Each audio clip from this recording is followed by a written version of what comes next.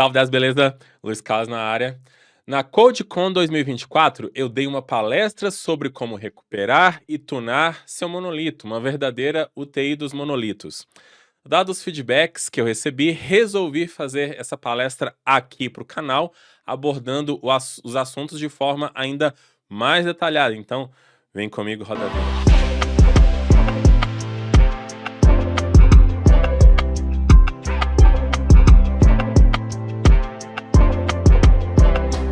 Já quero aproveitar para poder pedir o seu like, se inscreva nesse canal, ative o sininho das notificações, aí você não perde nenhum conteúdo novo, ajuda o canal a crescer. Toda semana nós temos conteúdo novo aqui no canal, nos ajude mesmo porque nós queremos levar sempre esse conteúdo de qualidade aí para vocês. Na CodeCon 2024 eu fiz essa palestra sobre o SOS de monolitos, ficou muito legal, porém ali o tempo é muito corrido, então eu resolvi trazer essa palestra aqui para o canal em 3 vídeos, aí eu vou ter um tempo bem bacana para poder explicar todos os pontos, então vai ser uma mini maratona, espero que você curta, né? E quando eu estava terminando de fazer ali os slides, eu vi que o conteúdo que eu estava fazendo, na verdade, era o que a gente sempre fala nos nossos treinamentos, né? Então, se você quiser se aprofundar ainda mais nos assuntos que eu estou falando aqui, muitos desses assuntos a gente tem módulos e módulos falando disso. Então dê uma olhada aqui no link da descrição, a gente tem o curso Full Cycle, MBA, pós-graduação e tudo mais. Você entrando em contato aí, você conhece os nossos treinamentos, agenda um contato com os nossos especialistas e a gente vai fazer o melhor possível aí para poder te pegar do ponto onde você está e levar para outro ponto, ponto B, aonde você quer almejar aí na sua carreira, beleza? Então vamos começar, pessoal. Nós vamos começar a nossa UTI dos monolitos, como que nós podemos manter, recuperar e refatorar esses tão amados e odiados sistemas, não é mesmo? Porque essas aplicações, muitas vezes, é o principal retorno das empresas e elas precisam continuar sendo bem mantidas e valorosas ao longo do tempo. Então, antes de começarmos, é importante quebrar alguns mitos que normalmente usamos como fuga e que acabam piorando ainda mais o ambiente dos monolitos. Esse meme aqui é clássico, né? Você é um dev que está casado com seu monolito, lindo, maravilhoso, mas passa a arquitetura de microserviços ao lado e você já quer abandonar a arquitetura monolítica. Isso, porém, é um erro. Isso é um erro, na verdade, muito comum, porque muitas vezes nós acreditamos que os microserviços vão magicamente resolver os problemas do monolito, sem ao menos entender quais são esses problemas de fato. A verdade é que a adoção da arquitetura de microserviços geralmente é uma decisão estratégica, motivada por necessidades específicas, como a reorganização e a independência de squads em grandes empresas, que têm muitos desenvolvedores e maturidade na gestão dessas aplicações. Quando se adota essa abordagem sem um entendimento claro, você pode acabar criando o que chamamos de microlitos, uma fusão dos problemas de microserviços com os problemas dos monolitos. Esse é o pior dos cenários, uma arquitetura muito mais complexa, cara de manter e que torna qualquer retrocesso quase impossível. Esse meme poderia ser replicado muitas vezes. Aqui temos uma situação parecida com a anterior. Quando você não consegue manter o seu monolito, bate aquela ideia de vamos criar um monolito do zero, porque, claro, vamos iniciar o projeto com a última versão da linguagem de programação e do framework. Também vamos usar as libs mais novas, organizar as pastas, tudo bonitinho. Mas isso é uma ilusão. Na verdade, você provavelmente não compreende os sintomas, os problemas da sua aplicação atual. Essa decisão é como varrer a sujeira ali para debaixo do tapete, sem resolver os problemas reais. Optar por reescrever um monolito pode sair muito mais caro, tanto em tempo quanto em recursos. Primeiro, porque o novo projeto pode acabar tão ruim quanto o anterior, ou até pior, levando a muito desperdício de dinheiro. Segundo, porque as consequências dessa escolha podem ainda ser muito mais graves a longo prazo. E no final das contas, essa nova aplicação com todas as novidades pode acabar tão lenta quanto a original.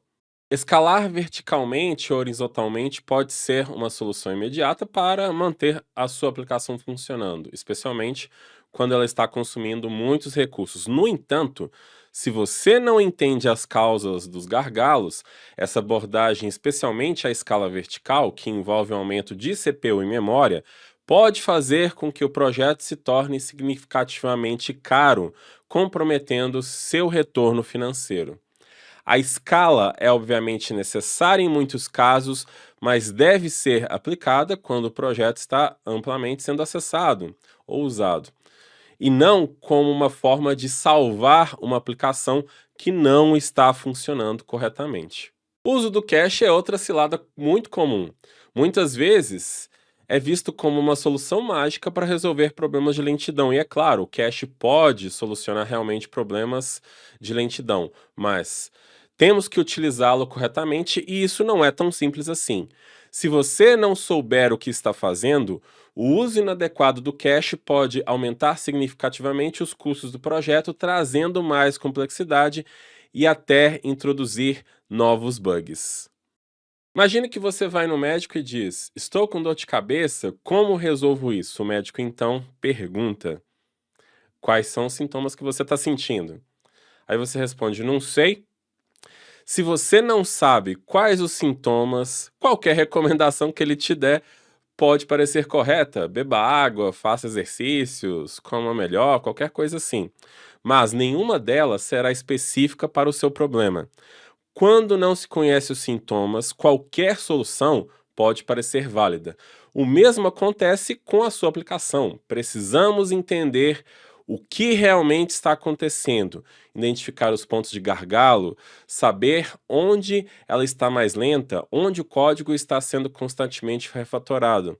Sem essa clareza, é impossível encontrar uma solução eficaz.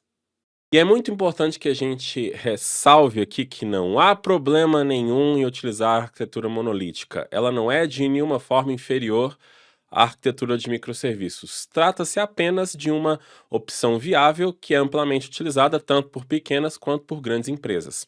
O importante é sermos competentes na manutenção da nossa arquitetura, garantindo que ela continue gerando valor para o negócio de forma sustentável. Para que todos fiquemos na mesma página, vamos definir o que é uma arquitetura monolítica. Um monolito é uma aplicação que concentra todas as funcionalidades em um único bloco, assumindo uma grande responsabilidade. Isso significa que, ao realizar o deploy para a produção, todo o conjunto de funcionalidades é implantado de uma vez só. Como tudo está integrado em um único lugar, não há dependência de outras aplicações para que o sistema funcione. Esse tipo de arquitetura, no entanto, possui limitações de flexibilidade, já que todas as partes do projeto estão fortemente acopladas e amarradas entre si. Vamos então ao nosso guia para salvar o monolito. Eu juntei aqui 9 pontos que são pontos principais que você deve tomar cuidado no seu monolito para que ele seja mantido ao longo do tempo. Mas nesse guia todo nós vamos falar do caso monolítico da Full Cycle. Nós temos um monolito aqui com mais de 11 anos de existência e é um bom case para ver vários desses pontos. Eu vou sempre trazer alguma coisa que a gente faz no nosso monolito para poder ficar de uma forma mais prática. Então nós vamos ver como identificar problemas no monolito, falar sobre testes, sobre linguagem de programação e framework, bancos de dados, cache HTTP, cron job e event driven, melhorias de arquitetura e design, front-end, containerização e continuous integration e continuous deployment. Então são esses 9 passos que você precisa fazer no seu monolito para que ele seja valoroso ao longo do tempo. Então vamos começar com o case monolítico da Full Cycle. Nós temos aqui o nosso principal monolito, que é a principal fonte de renda da empresa. Então essa aqui é a nossa arquitetura. Nós temos uma aplicação PHP chamada de Code Platform que gerencia toda a parte de cursos e alunos. Essa aplicação usa o framework Symfony na versão 2.8 e 7.1 do PHP. No início, usávamos Symfony apenas 2 e o PHP 5.5. Ela salva os dados no MySQL 8 e troca informações com o front-end, que hoje é uma single page application construída com o Vite.js mais React 16. Mas antes o front-end ficava dentro do mesmo projeto, Mais à frente eu vou falar sobre isso.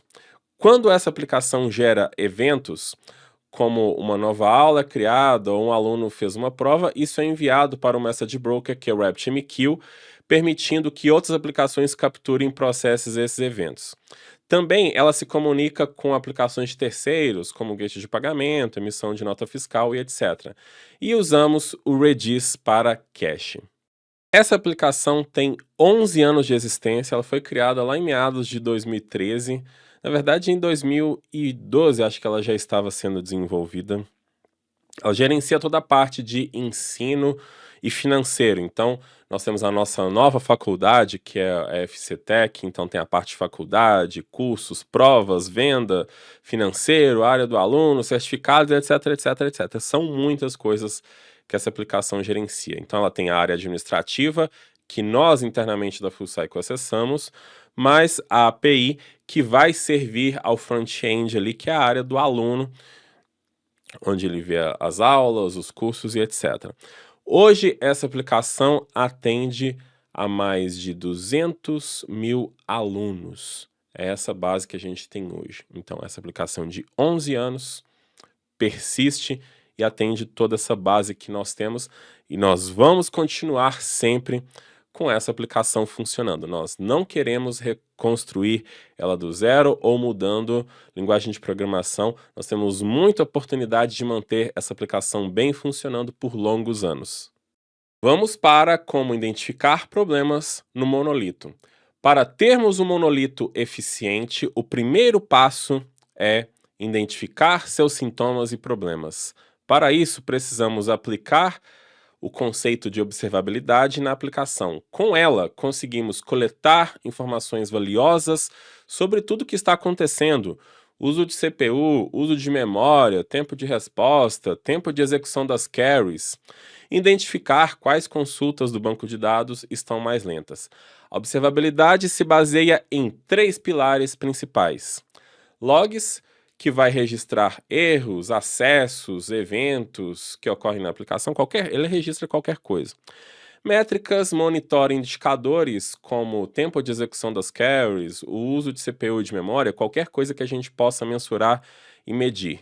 E o tracing, que é a visualização gráfica da execução do código, mostrando o caminho percorrido e o tempo de execução em cada trecho.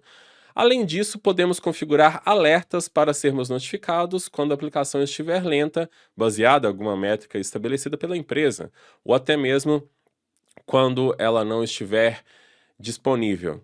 Em resumo, a observabilidade, com ela, na verdade, nós temos um verdadeiro raio-x da aplicação. Na Full Cycle, nós utilizamos ferramentas como New Relic e Uptime para monitorar e configurar alertas. Nós obtemos visibilidade completa de tudo que ocorre nas nossas aplicações em todos os momentos.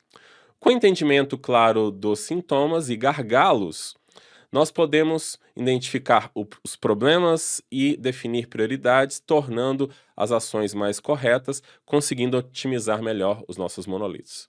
Vamos falar agora de testes, né? Um assunto muito espinhoso. Para refatorar e manter o monolito de forma eficaz, é essencial ter uma boa base de testes. Não basta apenas identificar os sintomas, precisamos garantir que a solução aplicada realmente surtiu efeito. Sem um processo de testes automatizados, essa validação se torna impossível. No monolito da Full Cycle, tínhamos testes desde o início, mas eles não eram executados no processo de CI/CD. Nessa época também era simples esse processo. Mas com isso, não havia incentivo de construir e manter os testes, e sempre vinha à tona aquela velha desculpa do prazo de entrega das tarefas, depois fazemos os testes. Ok. Aí, como resultado disso, os testes foram ficando desatualizados em relação ao código. Novos testes não eram criados e a cada novo deploy surgia novos problemas. Chegamos a um ponto de ver que era inviável continuar desenvolvendo sem os testes adequados, porque toda hora quebrava alguma coisa em produção. Claro que nenhuma empresa pode simplesmente parar para que os desenvolvedores criem apenas os testes. Por isso, aplicamos a regra do escoteiro lá do livro do Clean Code do famoso Uncle Bob.